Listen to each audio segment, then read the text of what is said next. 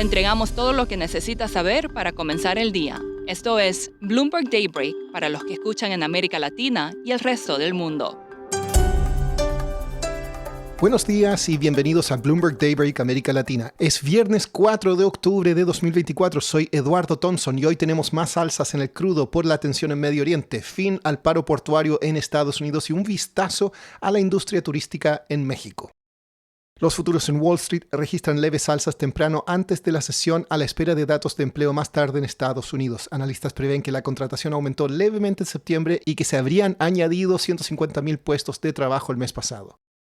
Por su parte, el precio del petróleo sigue al alza por una nueva escalada en Medio Oriente. Israel llevó a cabo intensos bombardeos durante la noche cerca del aeropuerto de Beirut dirigidos contra comandantes e instalaciones de Hezbollah. The New York Times informó que los ataques aéreos tenían como objetivo al posible sucesor del líder asesinado del grupo, Hassan Nasrallah, y otras figuras. Trabajadores portuarios en Estados Unidos acordaron poner fin a una huelga de 3 días tras la prórroga de su anterior contrato hasta el 15 de enero. El trabajo se reanudará hoy junto con las negociaciones sobre un acuerdo a largo plazo que incluirá un aumento salarial de alrededor del 62%. Analistas ven que esto quita una presión política tanto a Joe Biden y Kamala Harris de cara a las elecciones en noviembre y también elimina un riesgo para las cadenas de suministro por ahora. En noticias corporativas, la firma de capital privado Blackstone prevé que el mercado del crédito privado crecerá de forma exponencial hasta los $30 billones, o sea, millones de millones. Las acciones de Spirit Airlines caen luego que fuentes dijeran que no ha podido avanzar en planes de reestructurar su deuda y la Unión Europea impuso aranceles de hasta 45% a los vehículos eléctricos provenientes de China. Pasando a América Latina, Ciudad de México impuso restricciones a sistemas de arriendos de corto plazo como Airbnb. El Congreso de la ciudad fijó que no se pueden alquilar de esa forma por más de la mitad del año. Siguiendo con México, la Suprema Corte aceptó revisar la reforma judicial que, según sus críticos, erosionará la democracia al permitir la elección popular de los jueces. La presidenta Claudia Sheinbaum afirma que la reforma seguirá adelante a pesar de la posible revisión. En Colombia, la Junta del Banco de la República recomienda cautela con la inflación a pesar de la reciente desaceleración. Esto según las actas de su última reunión, en la cual bajaron la tasa en 50 puntos básicos. Un recorte mayor podría entrañar riesgos, dijeron.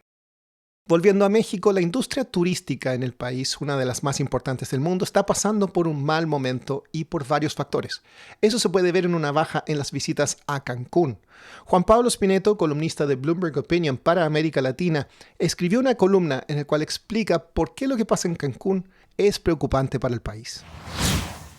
Cancún es no solo el principal destino turístico de México, sino también el de América Latina, ¿no? Son millones y millones de turistas que llegan todos los años, principalmente de Estados Unidos y Canadá, los primeros dos mercados, pero también obviamente muchos mexicanos que pasan sus vacaciones en lo que se llama la Riviera Maya, ¿no? Que incluye Cancún, Playa del Carmen, Tulum y otras playas de esa costa.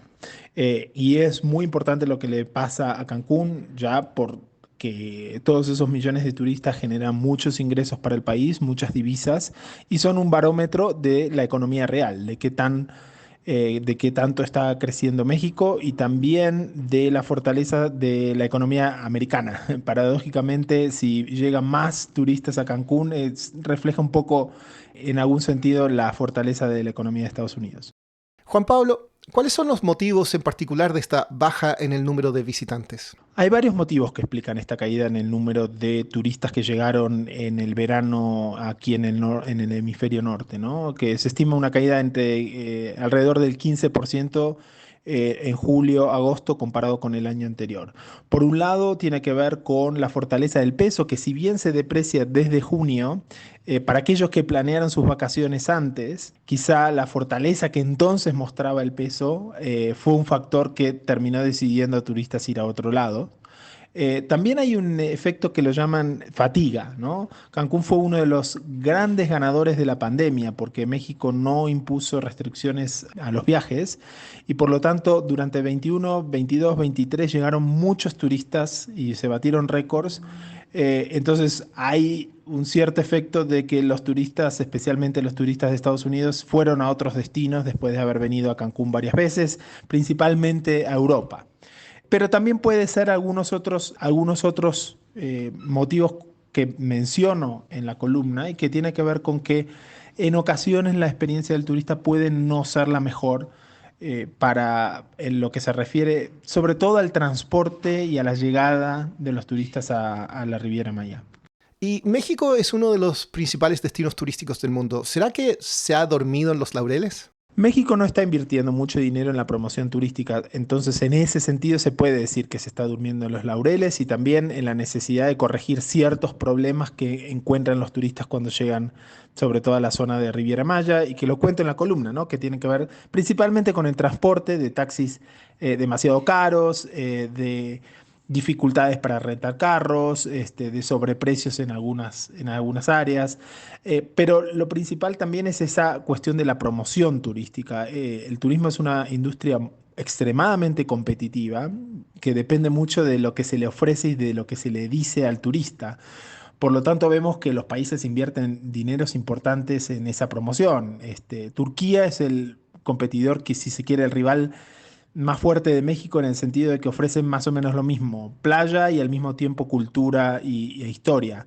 Y Turquía invierte en torno a $200 millones al año en promoción turística, según me cuentan los expertos. México está en menos del 1% de ese valor. Entonces, sí hay un efecto de no aprovechar al máximo todos los lugares realmente espectaculares que tiene México para visitar como turistas que necesitan ser promocionados al exterior.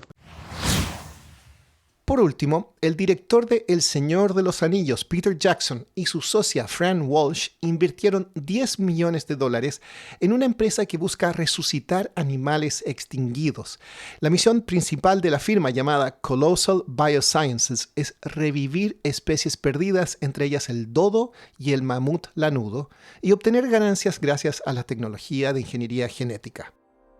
Eso es todo por hoy. Para más contenido de Bloomberg News en español puede ver nuestro newsletter 5 Cosas o los canales en LinkedIn, YouTube, X, WhatsApp y TikTok. Los vínculos están en la descripción. Soy Eduardo Thompson. Gracias por escucharnos. Para conocer todas las noticias que necesita para comenzar el día, revise Daybreak en la app Bloomberg Professional, donde puede personalizar las noticias que desee recibir. También puede suscribirse a la versión solo audio en Spotify, Apple Podcasts o la plataforma de su preferencia. Eso es todo por hoy. Escuche de lunes a viernes Bloomberg Daybreak.